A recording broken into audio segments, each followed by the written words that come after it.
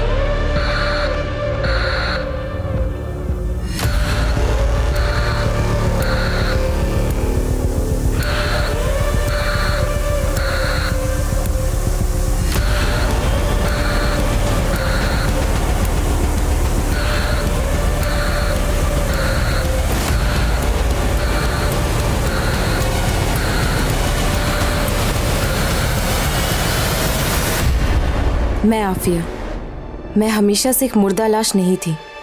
मेरी भी जिंदगी थी खुशियों से भरी, लेकिन 2 साल पहले मुझे हैवानियत के साथ मार दिया गया। मैंने किसी का क्या बिगाड़ा था? मेरी क्या गलती थी? मेरे साथ ही ऐसा क्यों हुआ? आप ही बताइए, क्या मुझे कभी इंसाफ नहीं मिलेगा? नमस्कार, मैं सोनाली कुलकर्णी क्राइम पेट्रोल सतर्क की श्रृंखला में आपका स्वागत करती हूँ। कई बार मीडिया का दबाव केस सॉल्व करने में अहम भूमिका निभाता है। जब कोई केस अखबार की सुर्खियां बनता है, टीवी पर उसे लेकर डिबेट होती है, तो स्वाभाविक रूप से जनता भी उस केस से जुड़ती है, जिससे पुलिस और प्रशासन पर उस केस को सॉल्व करने का दबाव बढ़ता है। आफिया का केस भी अखबार और न्यूज चैनल पर काफी उछला। यही नहीं, इलेक्शन के दौरान चुनावी मुद्दा भी बना।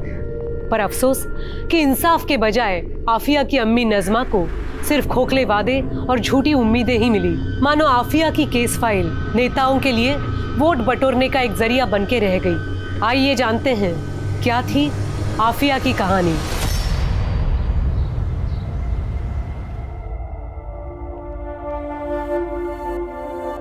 आफिया बेटा, ये ले, चाय पी ले। तू फिर वही कर रही है? मना किया है ना तुझे? अम्मी, आप तो जानती हैं ना, वहां लड़कियों के साथ सही बर्ताव नहीं होता। उनके साथ छेड़छाड़ होती है, बराबरी का हक नहीं मिलता। यहाँ तक कि प्रोफेसर्स भी ऐसे देखते हैं जैसे मानो कह रहे हो कि लड़की है, उतनी काबिल तो नहीं होगी। अरे आफिया, कॉलेज में तो होता ही है ये सब, और सिर्फ कॉलेज ही नहीं, हर जगह होता है। औरत और मर्द का ये फर्क खुदा ने बनाया है। नहीं अम्मी, खुदा ने मर्द और औरत बनाए, फर्क हमारी सोसाइटी ने बनाया। नज़मा, नज़मा, नज़मा, दरवाजा खोल। अशफाक, तुम्हें मना किया ना यहाँ आने के लिए? शौहर हूँ तेरा, और ये घर मेरा भी है। आपका नहीं, मेरे अब्बू का। देख, तू तो मेरे मुंह लग मत। क्या चाहिए तुम्हें अशफाक? अरे अपनी बीवी चाहिए। चलो तुम दोनों मेरे साथ। मैंने रजिया को मना लिया है, तुम दोनों अब मेरे साथ मेरे घर पे ही रहोगी। चलो। तुम्हारी दूसरी बीवी और बच्चों के साथ? क्यों? ताकि मेरे पीछे से तुम मेरे इस घर को बेच सको? देखो अशफाक, मैंने कभी तुम्हें अपना शौहर माना ही नहीं है। अरे तेरे मानने से क्या होता है? निकाह हुआ है हमारा। मैं इस निकाह को भी नहीं मानती। चलना पड़ेगा तेरे को मेरे साथ। चल चल चल। मुझे हाथ छोड़िए मेरी अम्मी का, वरना मैं पुलिस कंप्लेन कर दूंगी। तो तू अब मुझे पुलिस की धमकी देगी? अगर तू मेरे सगी भाई की बेटी ना होती ना, तो कब का काट के दबना चुका होता तुझे। तुम लोग चाहे मानो या ना मानो, लेकिन दुनिया मानती है कि मैं तेरा शौहर हूं और इस आफिया का सौतेला बाप। और 3 बेटियां हैं मेरी, और मैं नहीं चाहता हूं इस आफिया के चाल चलन की वजह से उनके निकाह में दिक्कत आए। संभाल के रख अपनी बेटी को, और इसको कोई हॉस्टल भेजने की जरूरत नहीं है।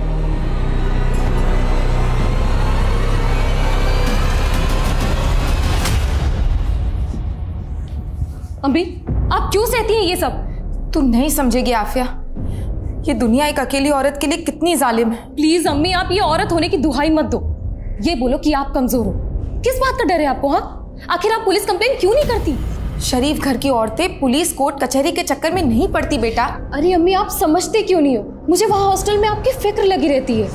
अरे मुझे कुछ नहीं होगा, तू बस अपना ख्याल रख और थोड़ा हंस दे। अब चल, पैकिंग करनी है ना, चल जल्दी।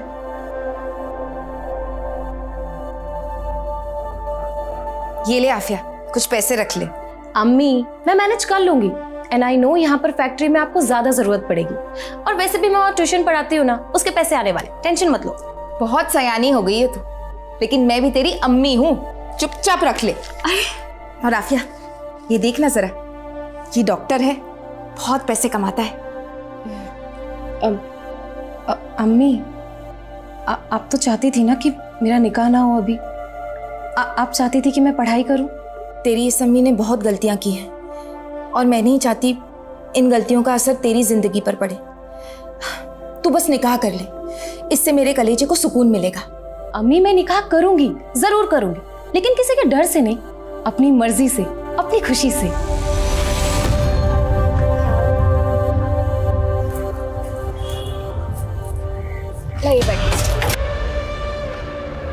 अच्छा अम्मी, आप जाइए। मैं रुकती हूँ ना बस आने तक। अरे अम्मी, आपको काम के लिए देरी हो जाएगी, आप जाइए ना, मैं बस लेकर चली जाऊँ। ठीक, ख्याल रखना अपना। खुदा हाफिज। खुदा हाफिज।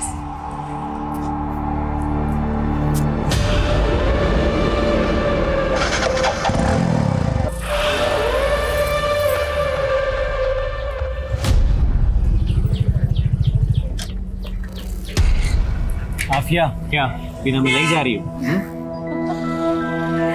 नहीं, ऐसी कोई बात नहीं है।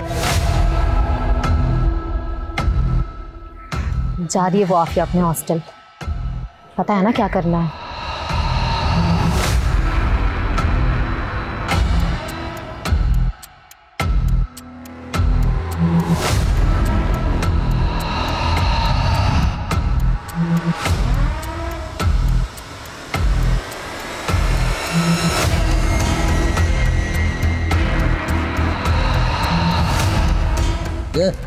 एक चाय देना।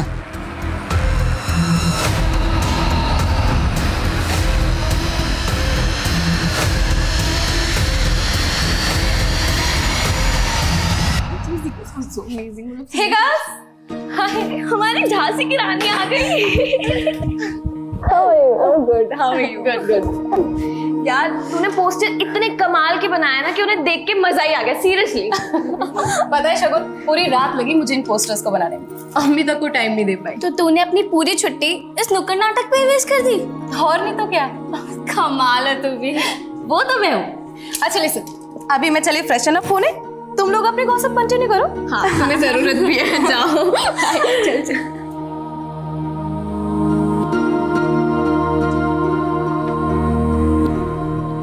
भैया, आज आप सभी की चाय मेरी तरफ से, लेकिन आप लोगों को भी प्रॉमिस करना होगा कि आप लोग हमारा नुक्कड़ नाटक वहां पर देखेंगे।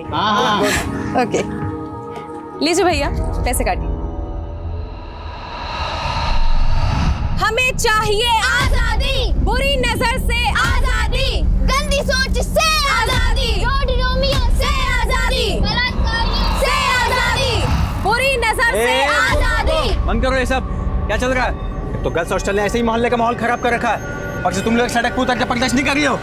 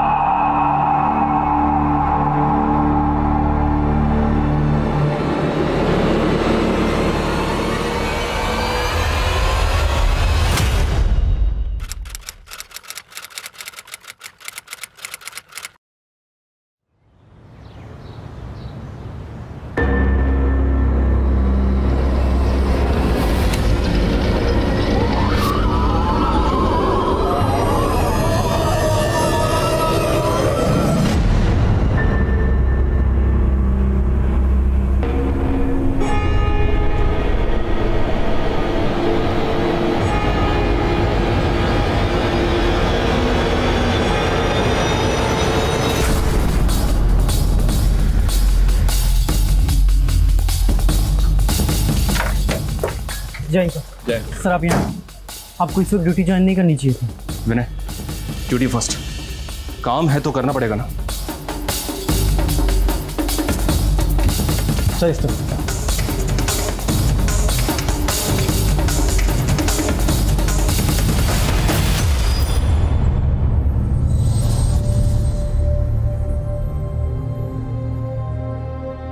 इतनी वहशियत, इतना गुस्सा, इस तरह से कौन मार सकता है इसे? नाम क्या इसका? सर लड़की का नाम आफिया खान, उम्र 21 साल, JMS कॉलेज की स्टूडेंट है और यहाँ हॉस्टल में रहती थी। ये देखिए सर, ये लेटर भी चिपका हुआ। एक मिनट, चलो मिलते हैं तुमसे हम अगले जन्म।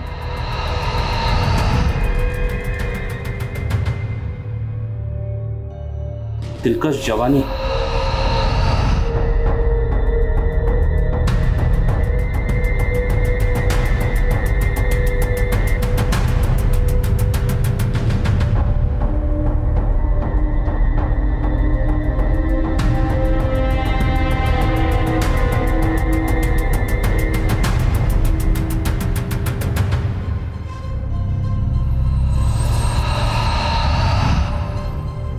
विनय, इसे उठाओ।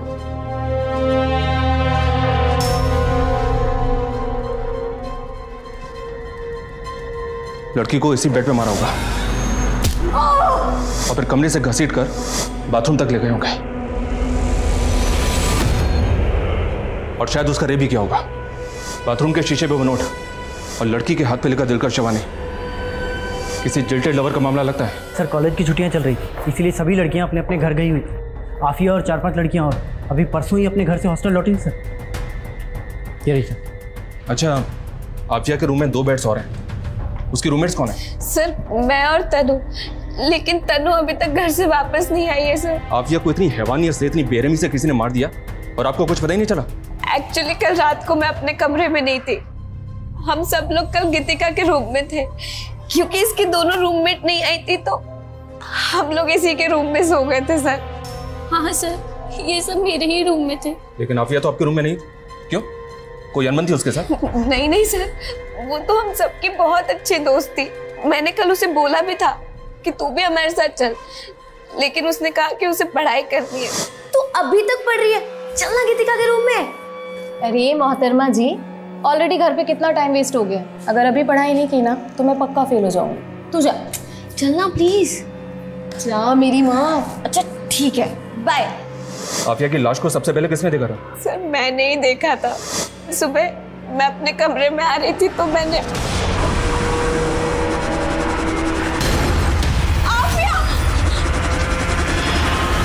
आफिया का किसी के साथ कोई अफेयर था? कोई ब्रेकअप हुआ था उसका? नहीं सर, जहाँ तक मैं आफिया को जानती हूँ ऐसा कोई भी नहीं था। हो सकता है कोई ऐसा हो जो उसे पसंद करता हो, कोई जिल्टेड लवर टाइप। नहीं सर, ऐसा कोई भी नहीं था। लेकिन सर इस हॉस्टल के बाहर के लड़कों से आफिया की कुछ प्रॉब्लम चल रही थी और कल भी कुछ हुआ था। हाँ सर, कल दोपहर को हम सब बाहर नुक्कड़ नाटक कर रहे थे, तभी आफिया की वहाँ कुछ लड़कों से लड़ाई हो गई थी। और ये क्या आजादी आजादी का नारा लगा रखा है? और कितनी आजादी चाहिए तुम्हें? आजाद तो मैं हूँ, लेकिन अब मुझे पूरी औरत जाति की आजादी चाहिए। हमें इज्जत चाहिए, बराबरी का हक चाहिए और हमें हमारे तरीके से जीने का अधिकार चाहिए। लेकिन ये बहुत बड़ी बात है, तुम जैसे लोगों को समझ में नहीं आई। चलो गर्ल्स।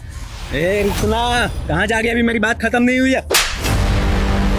आइंदा किसी भी लड़की को उसकी मर्जी के बगैर हाथ मत लगाना। मुझे थप्पड़ मारा तूने? तेरी तो भाई छोड़ मुझे।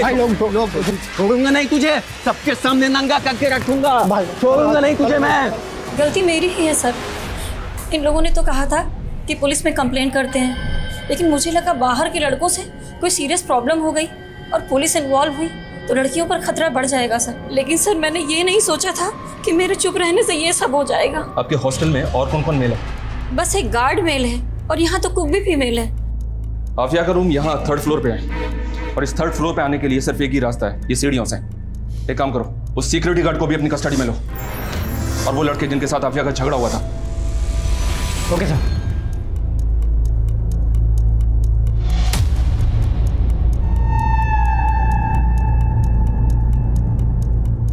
विनय, ये देखो, यहाँ पे खून के धब्बे हैं। हमें ऊपर कॉरिडोर में कहीं भी किलर्स के फुटप्रिंट नहीं मिले, ना ही सीढ़ियों पे। लेकिन यहाँ पे एक काम करो, यहाँ के प्रिंट लो और लड़की की बॉडी को पोस्टमार्टम के लिए भेजो। Okay sir.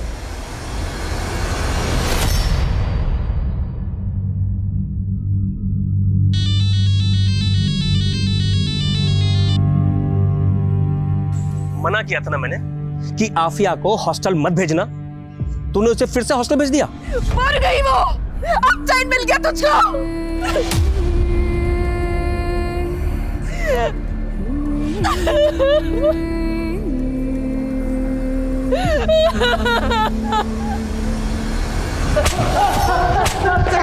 कुछ नहीं किया सर मैंने। तुम दोनों का झगड़ा हुआ था ना आफिया के साथ, उसे नंगा करके घुमाने की धमकी दी थी ना तुमने। नंगा करके मैंने बस गुस्से में बोल दिया था सर, बस गुस्से में बोल दिया था। वो फालतू की नारेबाजी कर रही थी बहुत। बड़े समाज सुधारक बनते हो ना तुम दोनों। हाँ विनय, इन दोनों समाज सुधारकों की अच्छी तरह से खाल खींचो, तोड़ो इन दोनों को। कुछ नहीं किया सर हमने।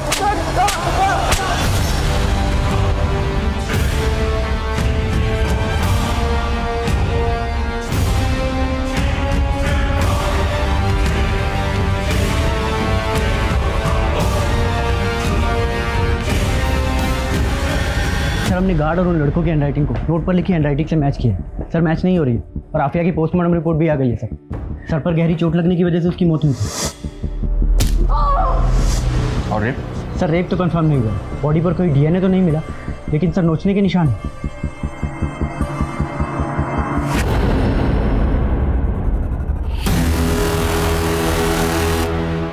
आफिया की मौत का सच उजागर करो, उजागर करो, उजागर करो। आफिया के कातिलों को सजा दिलाओ, सजा दिलाओ, सजा दिलाओ। पुलिस प्रशासन की मर्जी नहीं चलेगी, नहीं चलेगी, नहीं चलेगी। पुलिस प्रशासन, हाय हाय, पुलिस प्रशासन, हाय हाय। आफिया का केस वक्त वक्त पर चर्चा में आता रहा, लेकिन सिर्फ अल्पसंख्यक को लुभाने के लिए एक चुनावी मुद्दा बनकर।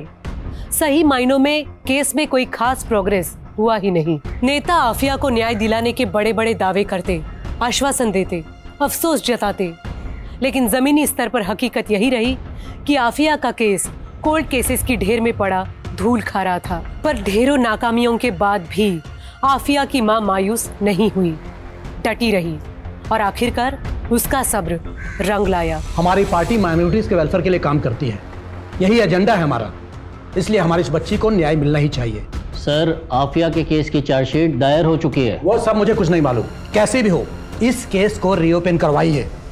मैं तो कहता हूं कि इस केस को आप क्राइम ब्रांच को सौंप दीजिए।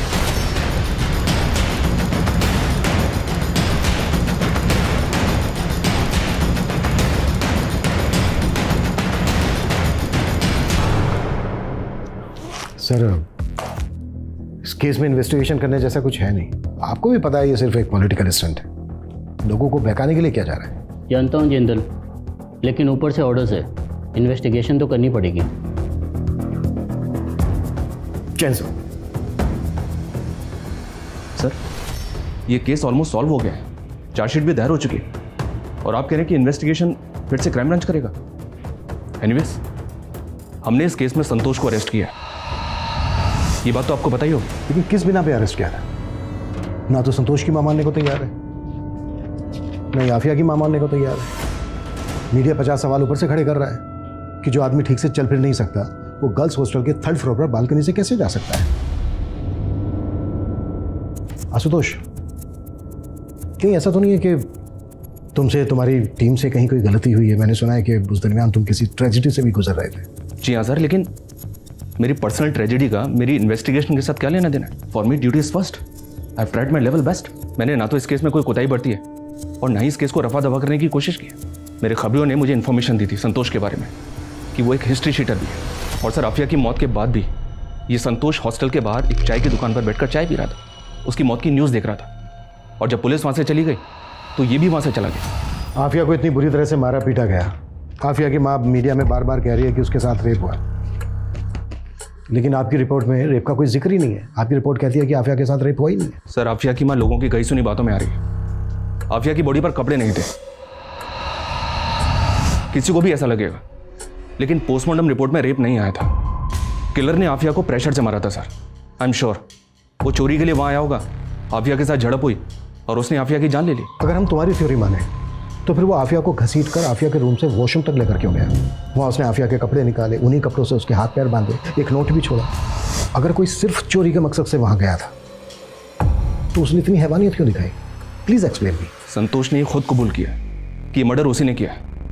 ये देखिए, ये उसकी स्टेटमेंट है। आशुतोष, सस्पेक्ट से स्टेटमेंट कैसे ली जाती है कि मैं भी अच्छी तरह से जानता हूं। किसी को इतना मारोगे, कुटोगे तो हाँ बोलेगा ही ना। सर, आपको जैसा लग रहा है वैसा बिल्कुल भी नहीं है। आफिया को चोरी के सिलबट्टे से मारा गया था।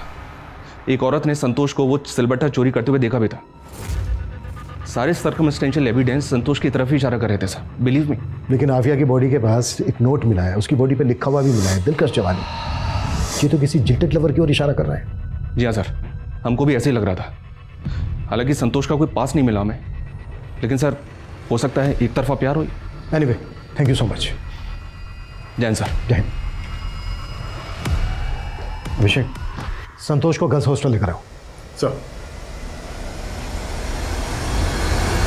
सर, उस घटना के बाद तो पुरानी वार्डन को अपना इस्तीफा देना पड़ा था और पिछले 2 सालों से मैं ही यही की वार्डन हूँ सर। अच्छा, ये बात बताइए।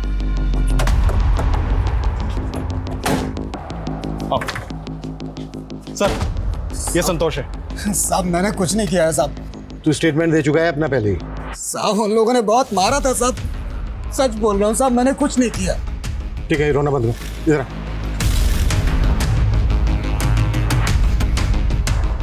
आजा। चल, दीवार पे चढ़। चल।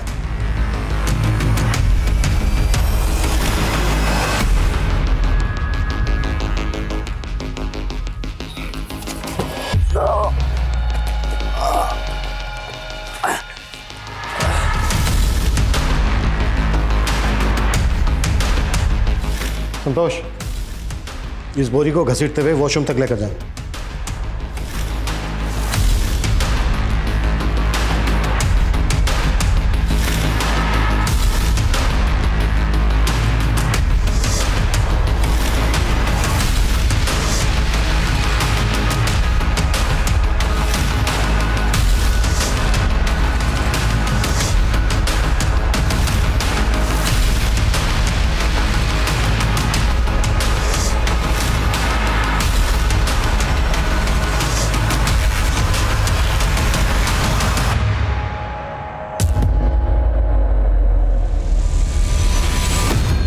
सर, आपने जो पता करने के लिए बोला था, जो आफिया की बॉडी के ऊपर दिलकश जवानी लिखा हुआ था, वो एक सॉफ्ट पोर्न वेब सीरीज है। और सर, ये संतोष को लेके आपको क्या लगता है? देखते हैं। अच्छा, संतोष के अलावा इस केस में और किस किस पे शक था? सर, एक कार्तिक और सुनील। सर, ये दोनों अक्सर हॉस्टल के बाहर नेतागिरी झाड़ा करते थे और आफिया के साथ इनका झगड़ा भी हुआ था। और ये हॉस्टल का सिक्योरिटी गार्ड। इन सबको बुलाओ। ये कोई रैंडम क्राइम नहीं हो सकता। जिस किसी ने भी ये किया है वो आफिया पे नजर रखता होगा, उसको फॉलो करता होगा, उसने पूरी रेकी की होगी, तभी उसको पता चला होगा कि सारी लड़कियां एक ही कमरे में। इस केस से जितने लोग भी जुड़े सबको बुलाओ। सर, 2 साल पुरानी बात के लिए आपने मुझे यहाँ क्यों बुलाया? मेरे हस्बैंड और मेरे इन-लॉज को ये सब बिल्कुल नहीं पसंद। 2 साल पहले तुम्हारी रूममेट की जान गई। हमें पता चला है कि वो तुम्हारी बहुत अच्छी दोस्त भी थी। आई एम श्योर तुम भी यही चाहती होगी कि तुम्हारी दोस्त को इंसाफ मिले। हम बस तुमसे ये जानना चाहते हैं कि उस दिन किस किस वक्त पर क्या क्या हुआ था। मैं आपको एग्जैक्ट टाइम तो नहीं बता सकती, लेकिन उस दिन क्या क्या हुआ मैं वो बता सकती हूँ। एक दिन पहले ही आफिया नागपुर से पुणे आई थी। सर, हम लोग अगले दिन कॉलेज गए। हॉस्टल के बाहर हम लोगों ने नुक्कड़ नाटक किया। वहाँ हमारा 2 लड़कों से झगड़ा हो गया था, जो हम पहले ही बता चुके हैं। सर, हम उसी रात गीतिका के रूम में चले गए थे पार्टी करने के लिए। हमारी आँख लग गई और हम वहीं सो गए। सुबह जब हमारी आँख खुली, हम वॉशरूम की तरफ गए तो हमने देखा कि आफिया की लाश वहाँ थी। इससे ज़्यादा हम और कुछ नहीं जानते सर। सर, क्या बताऊं क्या हुआ था। 2 साल बीत चुके हैं इस बात को, और सच कहूं तो मुझे भी कुछ अच्छे से याद नहीं। तुम लोगों ने किसी तरह की कोई आवाज़ सुनी थी उस दिन? नहीं सर, एक्चुअली उस दिन हॉस्टल के आसपास कोई फंक्शन था तो बहुत शोर था, इसलिए कुछ सुनाई नहीं दिया। सर, वार्डन किरण शर्मा यहाँ से जॉब छोड़ के दिल्ली शिफ्ट हो चुकी है। मैंने उसे बुला लिया है। और वो दोनों लड़के अंकित और सुनील, उनका क्या हुआ? सर, वो दोनों भी पुणे छोड़कर जा चुके हैं। मैंने उन्हें भी इन्फॉर्म किया है।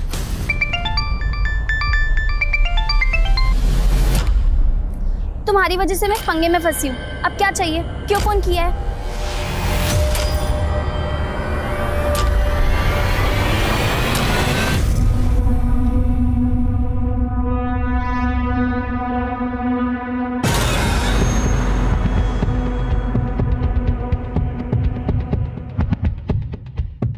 अभिषेक, इंस्पेक्टर आशुतोष को बुलाओ। सर।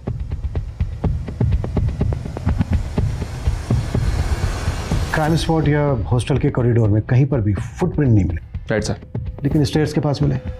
इतना तो साफ है कि किलर के जूतों पर आफिया का खून लगा हुआ था। उस हिसाब से तो कॉरिडोर में भी मिलने चाहिए थे। जी हाँ सर, हमको भी ऐसे लगा था। फिर हमने सोचा कि शायद किलर ने वहां से निकलने से पहले पहुंचते होंगे। अपने शूज पर ये ब्लेड लगाओ।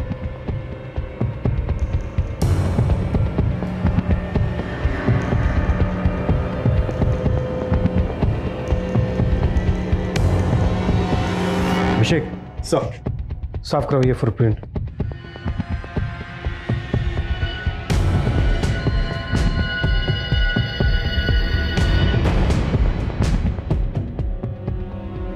किलर ने अगर खुद अपने फुटप्रिंट साफ किए होते तो हल्के से रह जाते, जैसे कि देखो ये रह गए। किलर के पास इतना टाइम तो होगा नहीं कि वो अच्छे से साफ कर सके। इसका मतलब यह है कि किलर के जाने के बाद किसी और ने उसके फुटप्रिंट साफ किए। आई एम श्योर इस केस में कम से कम 2 लोग इन्वॉल्व हैं, शायद एक बाहर वाला और एक अंदर वाला। अभिषेक, अपनी टीम के कुछ लोगों को बोलो कि हॉस्टल के बाहर अंडर कवर होकर रहें। हॉस्टल में क्या क्या होता है पूरी जानकारी इकट्ठा करें, और इस केस से जुड़े सभी लोगों के कॉल रिकॉर्ड्स, लोकेशंस और बाकी की डिटेल्स चाहिए मुझे। Right sir.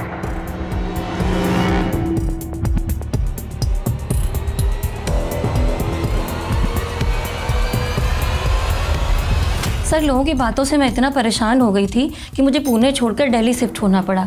और उस दिन जो कुछ भी हुआ था मैं पहले ही सब कुछ बता चुकी हूँ। इसके अलावा मुझे कुछ भी नहीं पता। सर, उस वक्त अक्ल नहीं थी, इसलिए नेता वेता के चक्कर में लगे रहते थे। लेकिन अब बात समझ में आ गई कि जब घर में पैसे और नौकरी की बात होती है, कोई नेता हाथ थामने नहीं आता। सर, पहले ही हमारी बहुत बदनामी हो चुकी है। बीवी बच्चे वाले हैं सर हम। सर, बहुत मुश्किल से हमने फिर से अपनी ज़िंदगी शुरुआत की। अब हमें बख्श दीजिए सर। हमें पुलिस वालों ने बहुत मारा साहब। हम तो बोल बोल कर थक गए थे कि हमने कुछ नहीं किया। वो तो माता रानी का शुक्र है कि आप लोगों ने उस राक्षस को पकड़ लिया, वरना तो हमें सूली पर चढ़ा देते। गरीब की सुनता ही कौन है। सर, कोई छोटा सा भी ऐसा क्लू नहीं मिल रहा है जिससे हम ये जान पाए कि इसमें किसी और की इन्वॉल्वमेंट है, पर हम कोशिश कर रहे हैं sir. I will keep you update sir. Abhishek sir, call records की क्या अपडेट है? सर, ये उन सबके ही मोबाइल रिकॉर्ड्स हैं सर, बाकी सब तो क्लीन है। एक बस गीतिका के मोबाइल पे नागपुर से कॉल आ रहे थे, वो भी आफिया के घर के पास के पीसीओ से।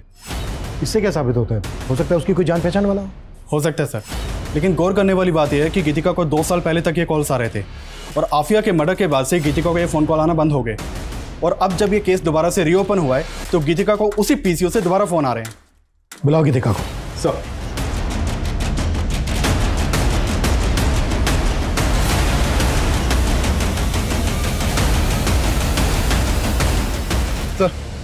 सर, कुछ तो गड़बड़ लग रही है। सर, गीतिका को बुलाने के लिए एक टीम उसके रेंटेड घर पे भेजी थी, तो नेबर से पता चला कि वो तो घर छोड़ के जा चुकी है।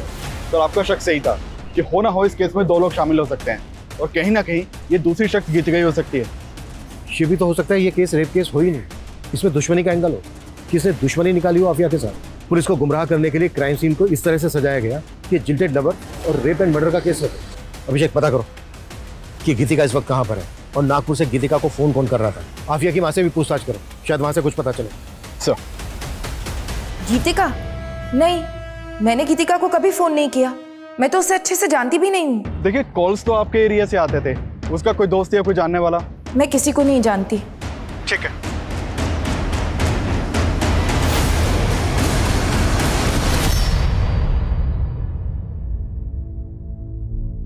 जी भाईजान, सबसे ज्यादा नंबर लाई है आपके आफिया। अखबार के दूसरे पन्ने पर उसका फोटो भी छपा है। हाँ, आगे जैसा आफिया चाहे। खुदा हाफिज। ये क्या अम्मी, आप अभी तक फोन पर लगे हो? अरे तूने खबर ही इतनी अच्छी दी है कि रिश्तेदारों तो क्या पूरी दुनिया को बताना चाहती हूँ कि आफिया मेरी बेटी लाखों में और मेरी अम्मी करोड़ों में। देखना अम्मी, ये तो शुरुआत है। धीरे धीरे मैं इतना नाम कमाऊंगी ना कि आपको वर्ल्ड फेमस कर दूंगी।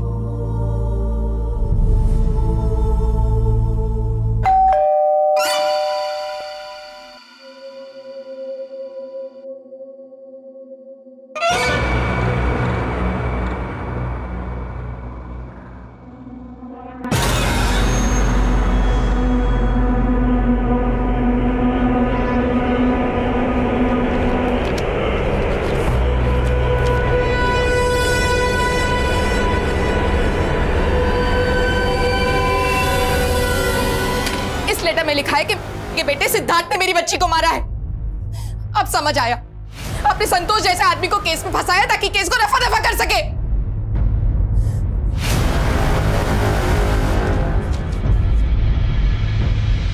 सर मैंने कहा ना आपसे, मैं किसी आफिया को नहीं जानता, बस न्यूज में देखा था एक दो बार। हमने तुम्हारी 2 साल पहले की मोबाइल डिटेल्स निकलवाई थी। आफिया की फ्रेंड शगुन, जानते हो ना, बहुत बातचीत होती थी, दोनों में टच में थे, मिलना जुलना भी था। हाँ सर, मेरा सिद्धार्थ के साथ अफेयर चल रहा था। सर मैंने आपसे एक बात छुपाई थी। असल में उस रात हम सारी लड़कियां गीतिका के रूम में छुपके से पार्टी कर रहे थे, जिसमें मैंने सिद्धार्थ को भी बुलाया था।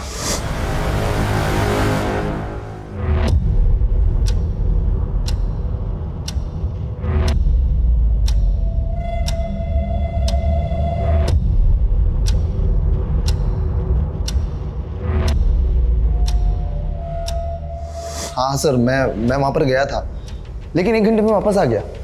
उसके बाद वहाँ पर क्या हुआ मुझे कुछ नहीं पता सर। सर सिद्धार्थ झूठ बोल रहा है। हम लोग तो बीच पार्टी से ही निकल गए थे और निकलकर हम लोग दूसरे कमरे में चले गए थे।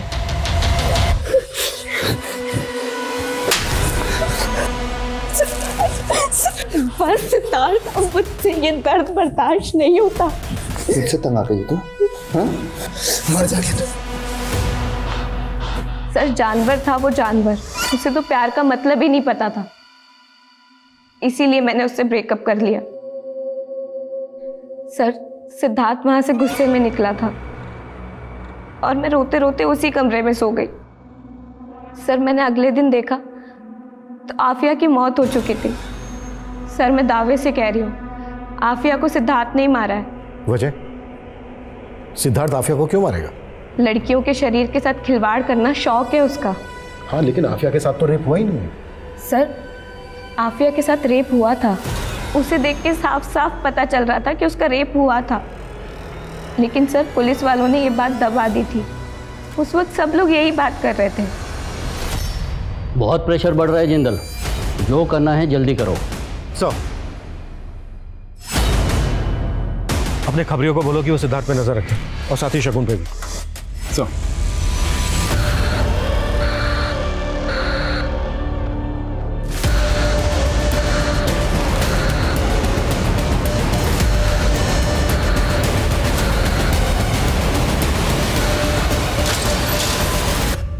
सर, ये सिद्धार्थ तो बार बार यही कह रहा है कि वो उस रात वहां था ही नहीं। नेता का बेटा है, इतनी आसानी से थोड़ी ना टूटेगा। नजर रखो इस पर। इस केस में बार बार यही बात उठ रही है कि रेप हुआ था, रेप नहीं हुआ था, रेप हुआ था, रेप नहीं हुआ था। एक काम करो, जिस डॉक्टर ने पोस्टमार्टम किया था उससे मिलो।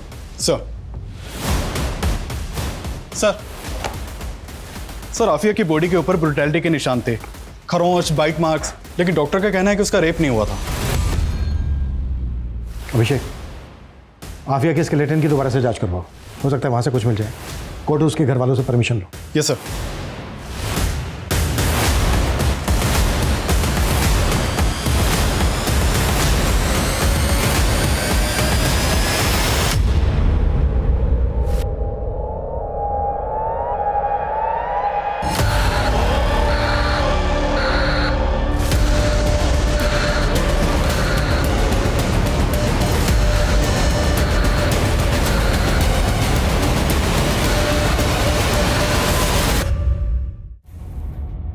सर।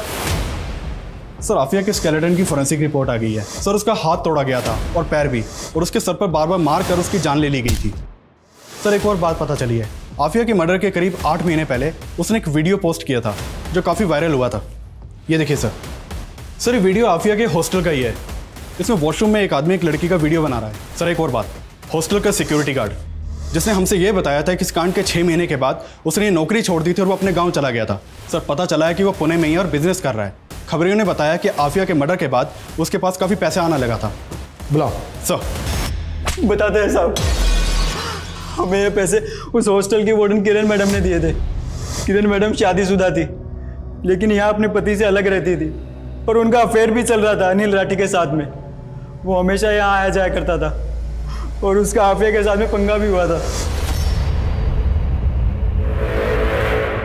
उसकी इतनी हिम्मत हुई कैसे? हर जगह मेरी बेइज्जती हो रही है। अरे तुम्हें ताका-झाकी करने की जरूरत क्या थी? और वीडियो बनाया क्यों? तुम्हारे चक्कर में मेरी भी जॉब जाएगी।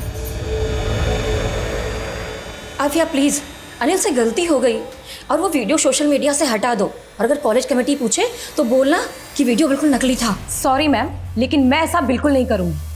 आफिया, बहुत तमाशा हुआ था साहब हॉस्टल कमेटी में। अनिल का आना जाना भी बंद करवा दिया था। कमेटी ने वार्डन मैडम को एक मौका दिया था, लेकिन उसके बाद भी अनिल अक्सर छुप छुप कर वहाँ आया करता था। उस रात भी आया था? पता नहीं साहब, हम सो गए थे।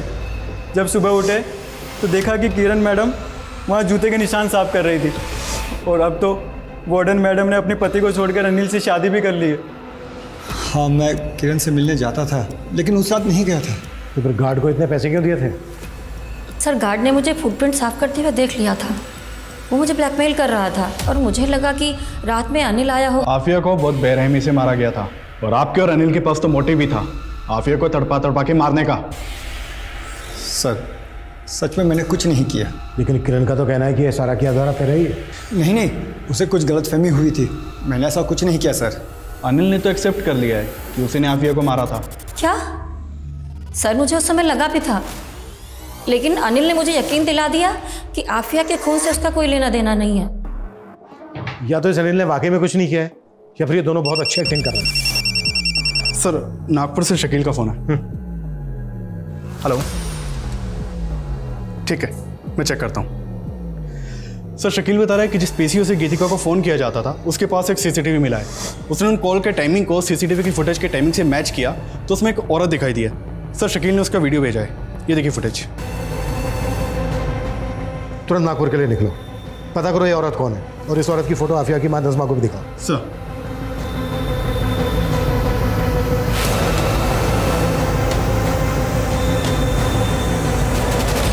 हाँ सर, मैंने फ़ोन किया था गीतिका को और बोला था कि उस आफिया पर नज़र रखे, क्योंकि आफिया का मेरे शौहर के साथ अफेयर चल रहा था। क्या है ये? हाँ, क्यों उसकी फोटो अपने वॉलेट में लिए घूमते फिरते हो? हाँ, मैं प्यार करता हूँ आफिया से और निकाह भी करके रहूंगा। मैं आफिया का पीछा किया करती थी ये जानने के लिए कि वो मेरे शौहर से मिल रही है या नहीं, लेकिन मैं पुणे में उसका पीछा नहीं कर सकती थी। इसलिए मैं उसके हॉस्टल की एक लड़की गीतिका से मिली। मैंने उसको पैसे का लालच दिया तो वो तैयार हो गई। कहीं ऐसा तो नहीं है कि अपने गुस्से की वजह से तुमने ही आफिया के साथ ये सब कुछ करवाया? नहीं सर, मुझे क्या पड़ी है मैं किसी के साथ कुछ करूं।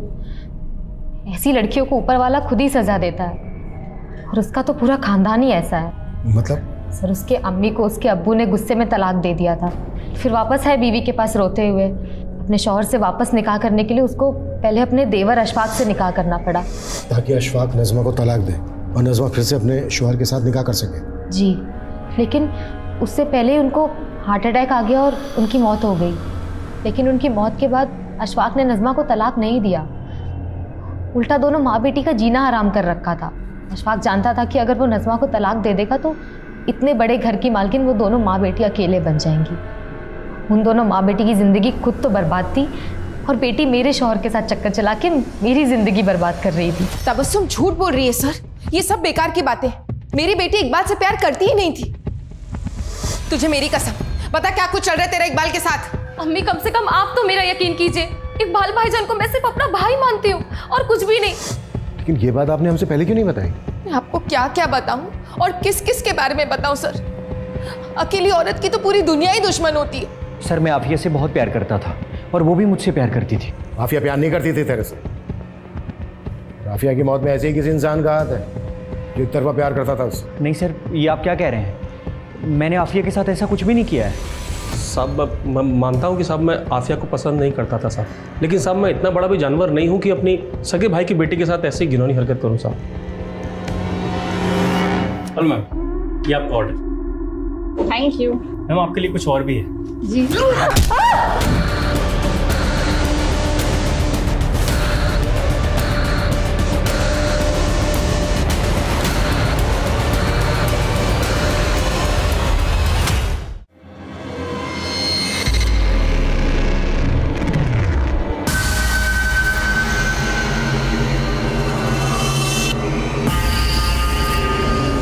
नहीं सर, मेरा सिद्धांत के साथ कोई अफेयर नहीं है।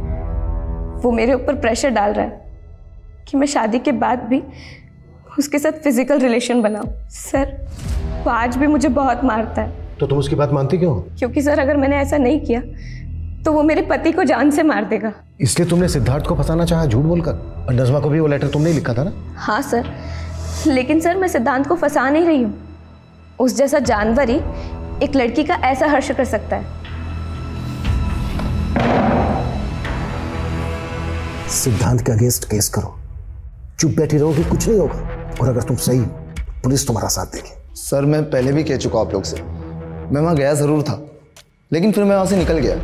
और उसके बाद वहाँ पर क्या हुआ मुझे कुछ नहीं पता। इससे ज़्यादा सर मुझे कुछ नहीं कहना। अंकित और सुनील का झगड़ा था आफिया के साथ। इन दोनों के पास मोटिव बनता है। हो सकता है इन दोनों के कहने पर ही एक गार्ड ने काम किया हो, क्योंकि गार्ड अच्छी तरह से जानता था कि अनिल का भी झगड़ा था आफिया के साथ। अगर वो सब करेगा तो डाउट जो है अनिल पे जाएगा। सर ये कांड खुद अनिल भी तो कर सकता है, क्योंकि उसके पास सीधा मोटिव था। मोटिव तो तबस्सुम और इकबाल के पास भी था, और मोटिव अशफाक के पास भी था। हो सकता है अशफाक ने इस काम को अंजाम दिया, या फिर सिद्धार्थ, क्योंकि शगुन तो सीधा शक सिद्धार्थ के ऊपर जता रही है। ये भी तो हो सकता है कि इनमें से कोई ना हो, इस वारदात को किसी और ने अंजाम दिया। अभिषेक ये देखो, ये कुछ दिन पुराना न्यूज़पेपर है। सूरत में एक लड़की के साथ वारदात कुछ ऐसी हुई थी जैसी इस लड़की के साथ। हाथ पैर तोड़े गए, उसका रेप हुआ, उसकी बॉडी पर डीएनए मिला, लेकिन किसने किया ये अभी तक पता नहीं। सर आफिया का मर्डर भी इसी तरह से हुआ था, लेकिन आफिया का रेप नहीं हुआ था। अभिषेक, इस केस में जो डिफरेंसेस हैं तो उस पर क्यों सोच रहे हो? जो चीज़ें कॉमन है उस पर आगे बढ़ते हैं ना। लेकिन सर अगर ये तुक्का फेल हो गया तो इस केस को बंद करने की नौबत आ सकती है। इसलिए तो रिस्क लेना भी बनता है। पिछले 5 साल के जितने भी रेप और मर्डर के केसेस हैं जिसमें इस तरह की समानता है, सबका डेटा निकालो।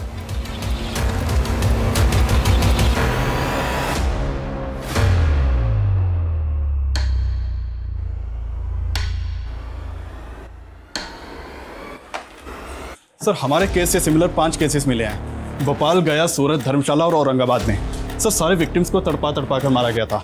इन 5 केसेस में सर 3 विक्टिम्स को मारने के बाद उनके साथ रेप किया गया था। डीएनए के ट्रेसेस तो मिले, लेकिन पुलिस किलर को नहीं पकड़ पाई। इन विक्टिम्स की बॉडी पे जो डीएनए मिला है मैच करो, देखो किलर सेम है क्या। सर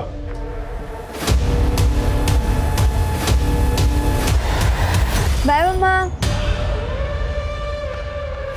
सर डीएनए रिपोर्ट आने में तो अभी टाइम लगेगा, और सर फिलहाल इन 5 लड़कियों में अभी तक कोई लिंक नहीं मिला है। अभिषेक, लिंक है? याद है हॉस्टल की वो लड़की, क्या नाम था उसका? गीतिका। गीतिका ने कहा था कि उस रात हॉस्टल के आसपास कोई फंक्शन चल रहा था। ये देखो, इन सारे केसेस में भी आसपास कोई ना कोई फंक्शन चल रहा था। अभिषेक, पता करो इन सारे फंक्शंस में कोई आदमी कॉमन है क्या? तो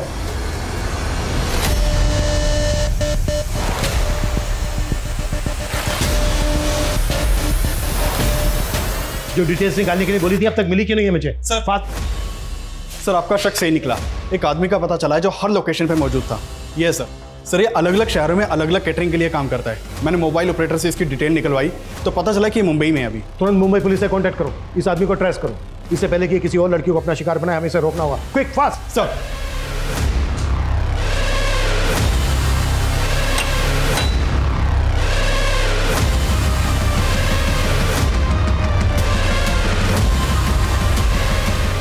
मैडम आपका order. Thank you. 1 minute ma'am.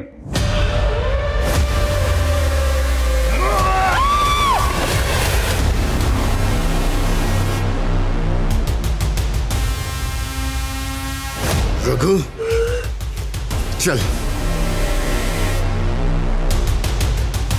देख, शुरू से अब सच बताना शुरू कर। हमें दूसरे केसेस में भी डीएनए सैंपल मिले, इसलिए छुपाने से कोई फायदा नहीं है। छुपाना कौन चाहता है सर? पहले पकड़ लेते, पहले बता देता। हाँ, मैंने उन सारी लड़कियों का खून करके उनके साथ बलात्कार किया। हेलो मैम, आपके लिए ऑर्डर। Thank you.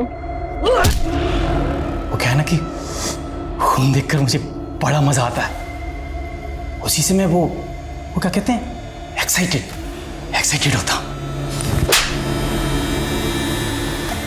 आफिया को क्यों मारा? उसके ऊपर तो मेरी बहुत पहले से नजर थी, पसंद आ गई थी वो मुझे, तो सोचा मिल के आता हूं।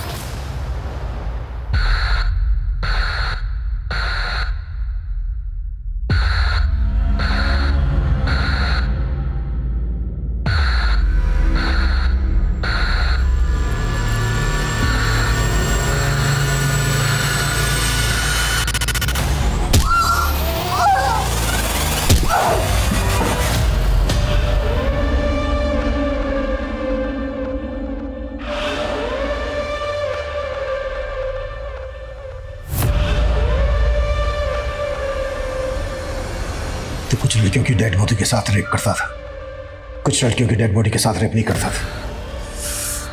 वो एक मेरी कमजोरी है, कभी कभी खून देख के भी गरम नहीं होता मैं, लेकिन वो लड़की मुझे चाहिए थी, इसलिए उससे वादा करके आया, फिर मिलेंगे अगले जन्म। अब अगले जन्म में मैं फिर उससे मिलूंगा सर।